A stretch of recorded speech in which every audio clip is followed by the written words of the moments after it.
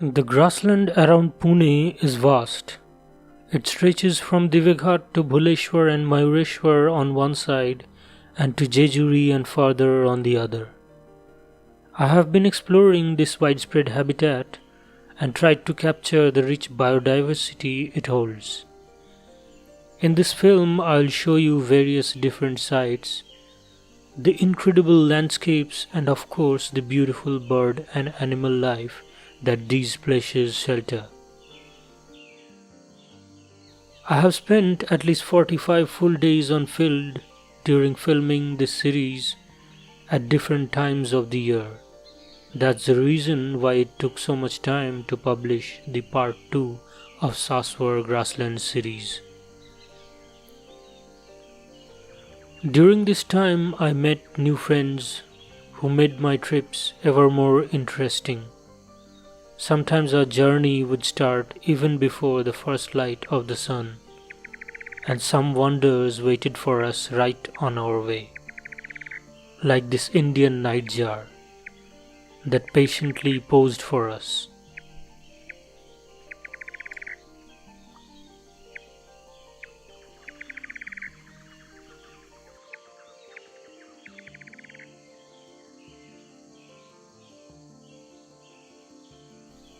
With the first light breaking the darkness of the night, we were greeted by our national bird, the Indian peafowls. They moved around gently and sometimes sat still to warm up in the morning sun. When I first saw the fox, it stood absolutely still in the grass, observing me. When the lights got a little better, he came close and checked me in before gently passing by.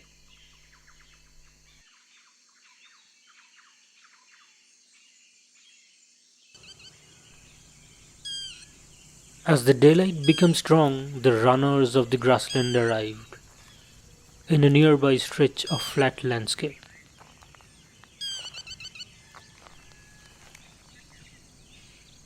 The Indian coursers ran around feeding themselves and occasionally paused for a bit to pose in front of the camera.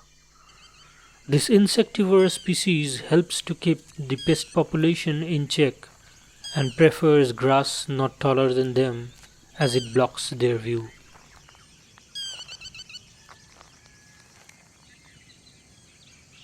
They were not alone. Another species that prefers similar habitats is the yellow wattled lapwing. This bird is, however, a lot louder than the coursers. Their shrill calls makes it easy to spot them.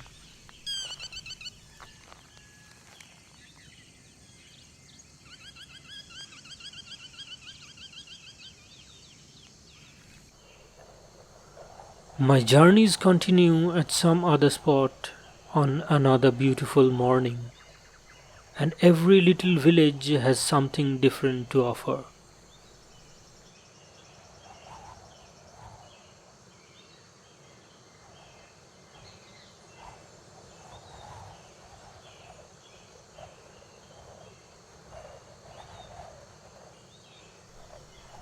I was attracted by a bird call. It turned out to be a purple sunbird calling relentlessly for a mate.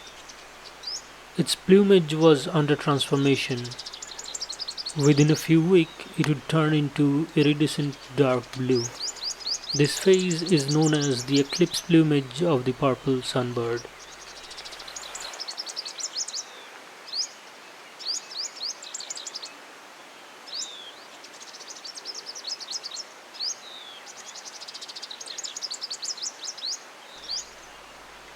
This same location had various bird activity at the first light, so I waited at the same spot. Next to arrive was a small minivet couple, the female not so colorful. The male has a distinctive orange patch on his breast.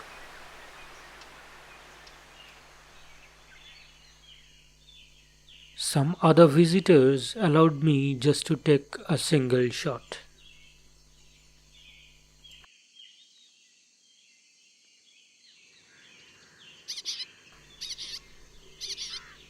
Another not so shy bird was this bay-backed shrike that posed up close to my camera.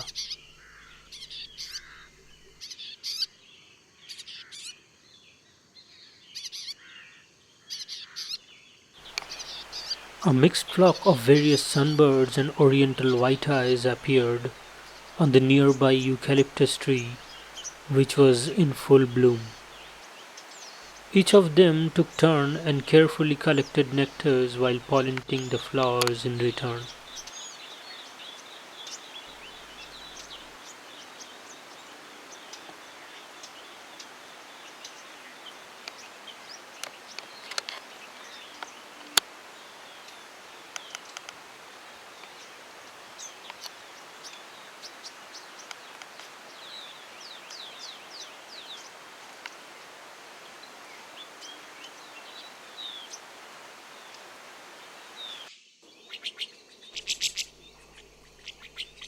The rosy starlings live in huge flocks, and during their breeding season they follow an insectivorous diet, feeding mostly on invertebrates like grasshoppers, locusts, and beetles, thus helping the farmers get rid of pests.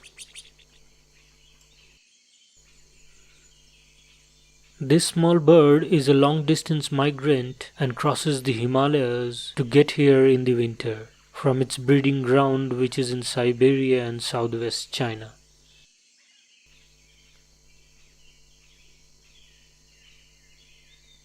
Another winter morning and we were on a lookout for some raptors.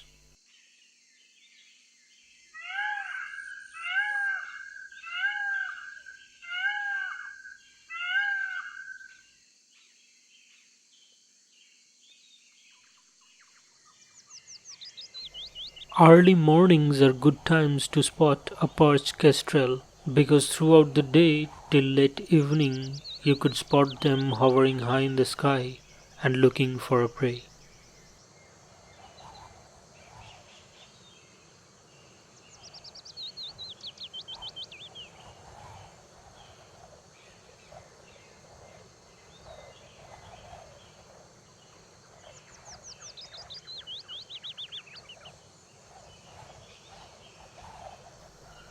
While on its wings, it displays an amazing behavior of keeping its head still, scanning the ground below for prey, while its wings and tail feathers counters the wind speed to keep it hovering at one place.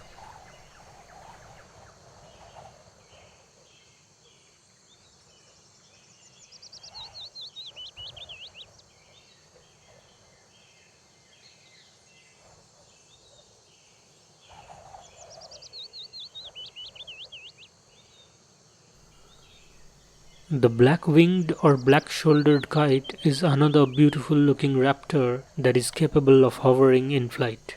But what amazes me most is their hypnotizing blood-red eyes. The pallid harrier is a migratory bird of prey that come to spend the winter in India from Central Asia and Russia. They hunt by circling low over the landscape at dusk. I was lucky to capture this bird while hunting in low evening light.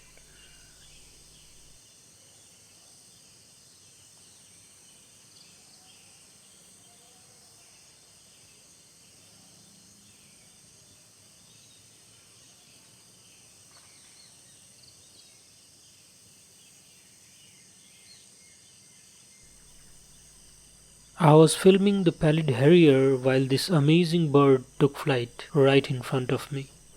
Short-eared owls are not so common here in Maharashtra.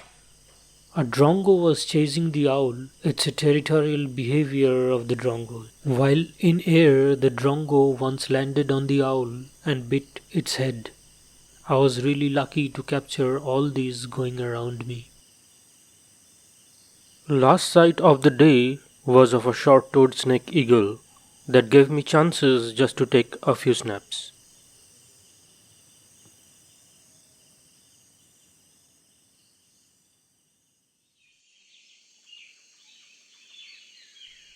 I was always on a lookout for new places in the grassland to explore, and some places turned out to be really good birding places with various different species, like this location near Bhuleshwar temple. Our first morning visitor was a group of tricolored munias that flocked around a reed bed near a small water body.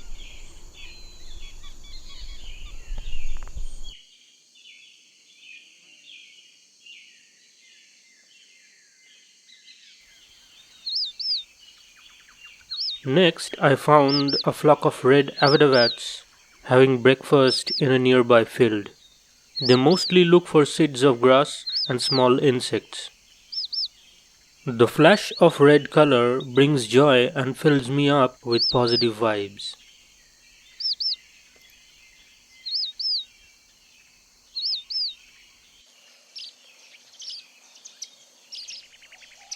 Indian silverbills are another member of the finch family and can be found in various habitats like farmlands to open grassland and even in dry scrubs and bushes.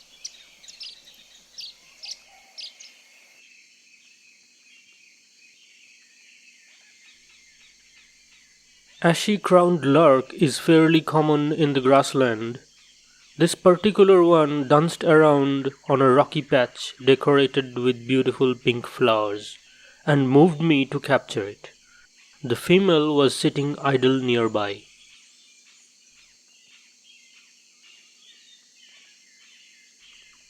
We moved on a little further and noticed some movements in a nearby bush.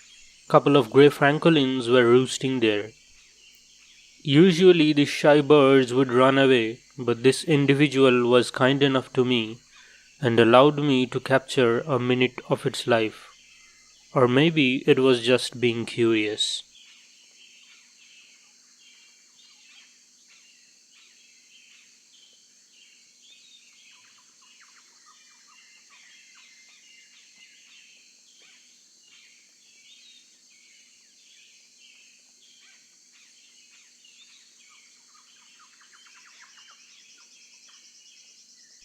The rock bush quail is much smaller compared to the francolins. It is constantly on a move while in search of food.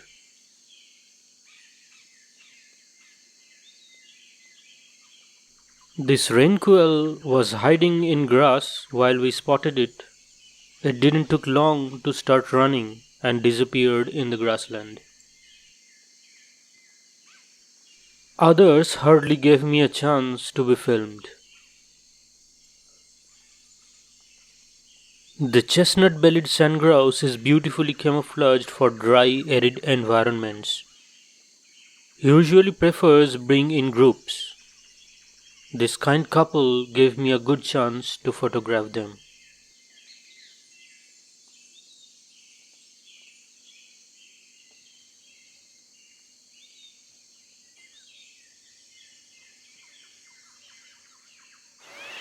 It always brings me immense joy to film or photograph a Baya weaver's colony. They provide great photographic opportunities. These birds are not so shy and would resume their usual daily routine if you are patient and remain calm to give them a little time to settle down.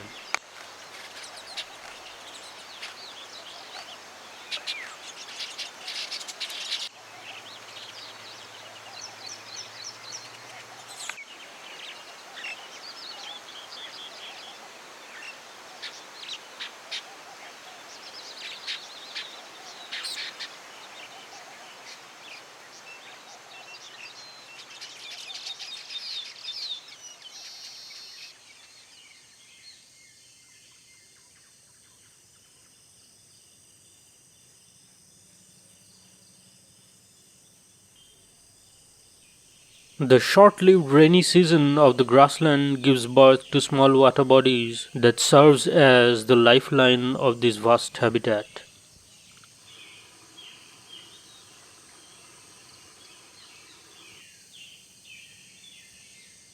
A burst of new life happens in a very short period of time.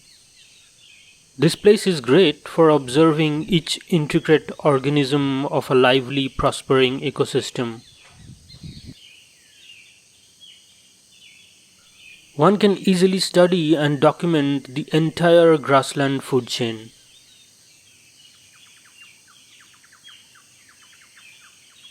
From the tiniest of insect to insectivorous organisms like reptiles and amphibians to herbivores like the chinkaras that depends exclusively on the grassland habitat. Small carnivores like the Bengal fox that preys on various ground nesting bird species that the grassland shelters, to the topmost predator that is the Indian grey wolf. The grassland has it all. The land few refers as barren wasteland is actually teeming with life.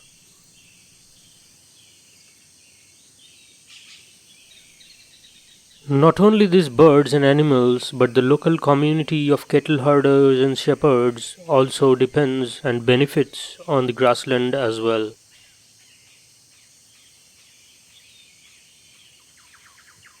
Yet we are encroaching and destroying the grassland bit by bit, day by day. We have the whole cities to ourselves. It's time to realize our boundaries and let the wild prevail with what they are left with, before it's too late.